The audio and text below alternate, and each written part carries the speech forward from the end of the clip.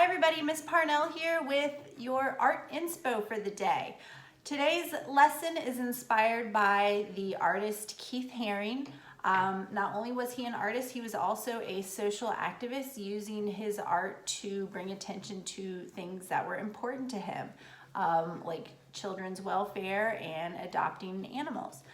His art is pretty fun and simple. There's a really cool website called haringkids.com. That's HARING kids.com that has a very kid-friendly version of his art.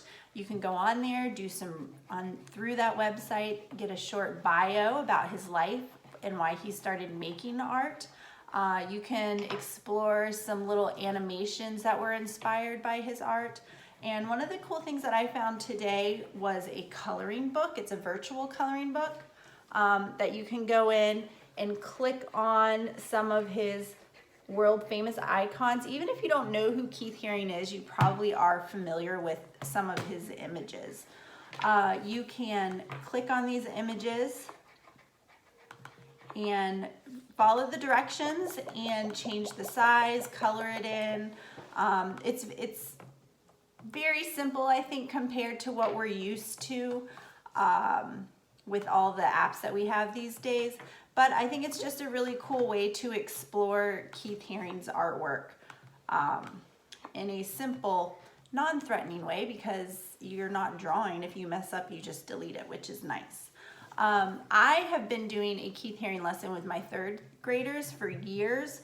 After looking at his art and talking about his simple characters and showing how they move, we kind of draw stick people.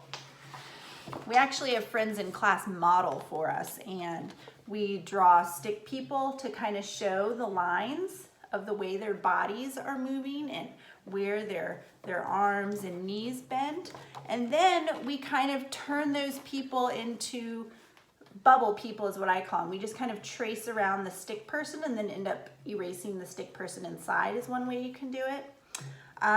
So my girls and I kind of tried that today, and they are almost 5 and 7.